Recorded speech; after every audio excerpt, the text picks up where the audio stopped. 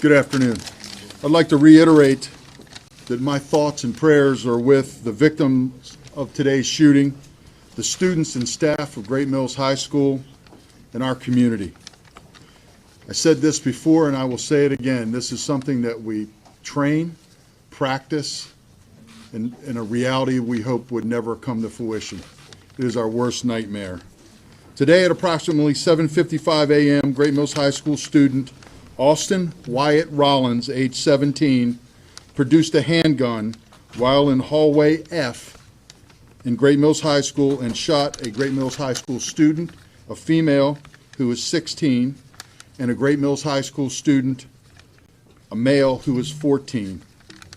School resource officer, Deputy First Class Blaine Gaskell, was alerted and immediately responded and engaged the shooter. DFC Blaine Gaskell fired at the shooter, and what is described to me as almost simultaneously the shooter fired. First aid was immediately initiated by deputies, troopers, and school nursing staff to include a tourniquet placed on the shooting victim and CPR.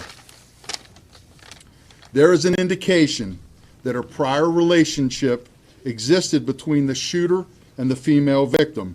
We are working as we speak to determine if that was, and if so, the extent of that, and if it was part of the motive for this shooting. We continue to interview witnesses, collect forensic evidence from multiple crime scenes, and examine the shooter's electronic devices and all aspects of social media and social media traffic. The 14-year-old male student was transported to MedStar St. Mary's Hospital, is in stable condition there. The 16-year-old female student was transported to PG Shock Trauma, and she is in ICU with life-threatening critical injuries. I would ask that anyone that has any information, please call the hotline that's been established, 1-800-CALL-FBI. Now I'd like to introduce the Governor of Maryland, Governor Larry Hogan. Governor, thank you. Well, thank you very much for being here today. First of all, I want to thank Sheriff Tim Cameron and his incredible team at the St. Mary's County Sheriff's Department, who responded in an incredible way with the support of law enforcement agencies from neighboring jurisdictions in Calvert County and Charles County, together with state police, and we've got ATF and FBI here. This has been a terrific joint effort. I also want to thank all of the first responders who did an incredible job, and I think everybody went above and beyond the call of duty in this particular incident. It's tragic. Our hearts are broken, and we're extremely saddened, and our thoughts and prayers are always with the victims, all of the students and their families. No parent should ever have to worry about when they send their kids off in the morning to school, whether they're going to come home safely or not. And we need more than prayers. I want to thank these first responders and law enforcement officers for the job they did, but we need more. We've got to take action. We've got one of the most aggressive school safety plans in America that we introduced several weeks ago as emergency legislation in Annapolis, and the legislature's failed to take action on it. We put $125 million into school safety, $50 million a year into additional school resource officers like the great deputy sheriff that saved further people from being injured and killed today. But not every school has that opportunity. And more mental health counselors. So it's a tragedy. We're going to continue to support law enforcement at every level. All of our first responders, we're going to be here for the community. We're going to be here for the families and the children at Great Mills High School. And we're going to try to get something done in Annapolis. We've only got less than 3 weeks left in the legislative session. And to me, it's outrageous that we haven't taken action yet on something so important as school safety. But we're going to fight to make sure it gets done, and we hope you will help us do that. Thank you. Governor, gun violence has been at the top of your administration since you've been in office. What can you tell Marylanders to assure them that hopefully this will not happen again in a Maryland school? Well, I wish I could tell you that it's not going to happen again. Unfortunately, I won't be able to give you that guarantee, but I know that we have legislation to make it tougher on anyone that commits a crime with a gun. I know we have legislation to make it tougher and longer sentences for people that are repeat violent offenders. And we've got, I'm supporting legislation for the red flag legislation to take the guns out of the hands of the mentally ill or people that are having issues. I've always said we've got to keep guns out of the hands of the mentally ill and people with criminal records. And we need these school safety resources. But it's going to take everybody working together because nobody should ever have to, no community should ever have to go through this again. Do you think the way the school resource officer responded in this case should be an example for school districts across the country? Well, we're just getting all the facts, but I had the opportunity to talk with Sheriff Cameron, and it sure sounds like this is exactly the way it should have been handled. Had a very capable school resources officer that also happened to be a SWAT team member. This is a tough guy who apparently closed in very quickly and took the right kind of action. And I think while it's still tragic, he may have saved other people's lives. Sheriff. More about the relationship. Excuse me, Dr. Smith, please. Thank you. I'd like to introduce Dr. Scott Smith, Superintendent for St. Mary's County Public Schools.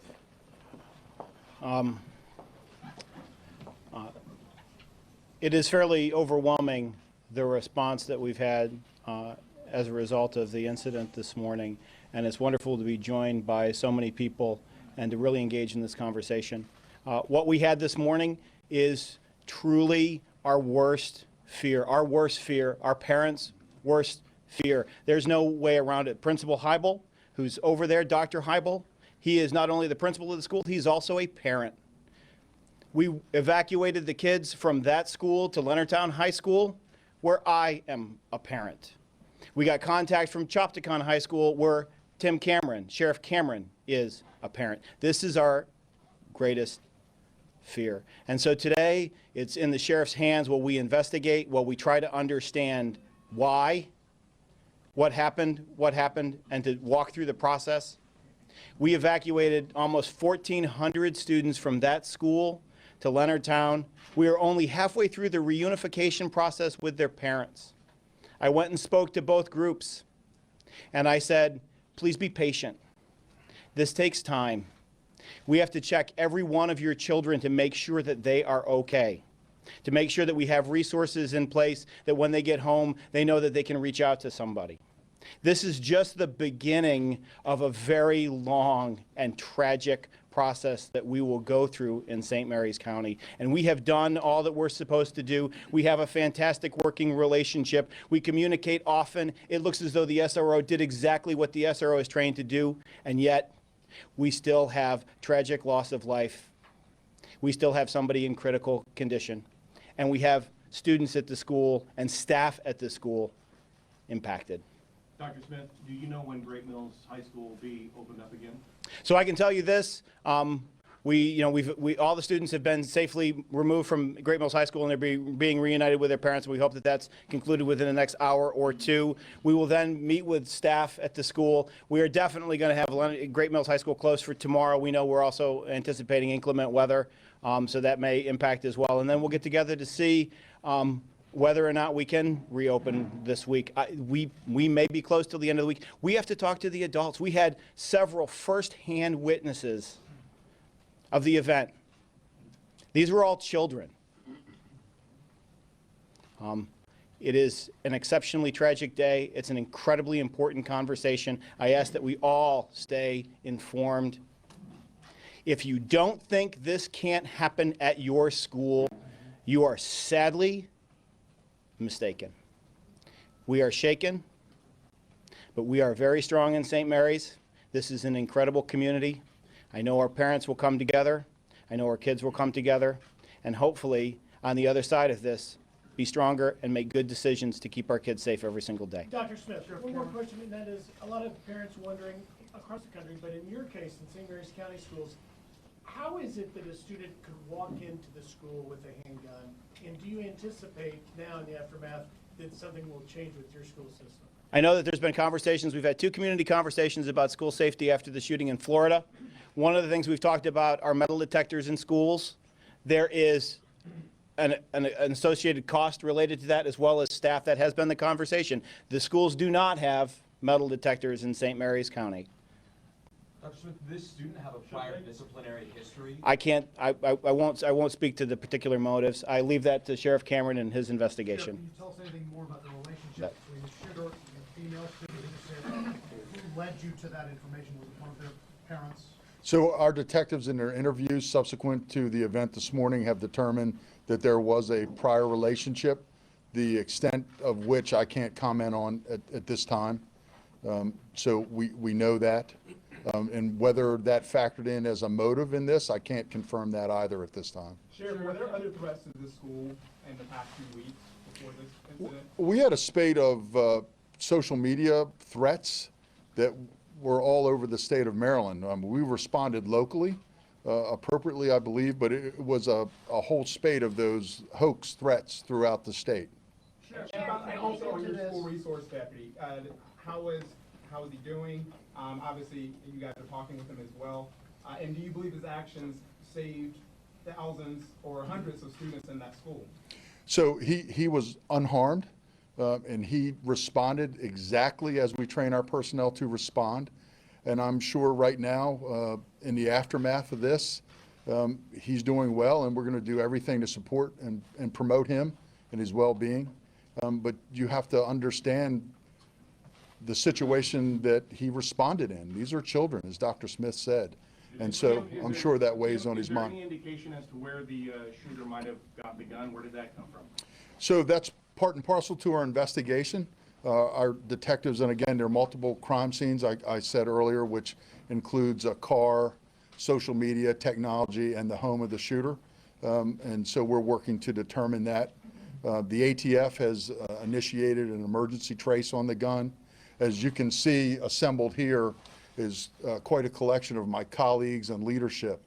And this is certainly an issue that has been prominent locally and nationally. So, and we're in the throngs, as you know, of conversation locally about our process, safety and security in our schools and how to improve that. Sheriff, can you say approximately how long from first shot till last shot this incident took?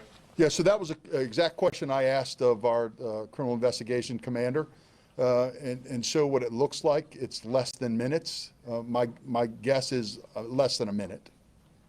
From the time, I just want to be totally clear. From Yes. the time the student shot to the time the school resource officer shot, less than a minute? Yeah, I'm thinking seconds, but less than a minute, definitely less than a minute. I'd like to speak there. My name is Jerome Anthony Chase, and I'm a resident of St. Mary's County. Been here 55 years. I have running with the laws here. In the last 4 months, I've been involved with the high schools here with the mentoring program they have here. In Arundel County and Charles County, also BT County, the program is very recognized. Unfortunately, they do have the program here in the high schools here in St. Mary's that's not really recognized. I want to know what, if any, is the Sheriff Department and the State Police Department of St. Mary's County, with their involvement with that program. With a mentoring program? Yes. Well, I would think that it would be incumbent upon us now to talk to you more about it.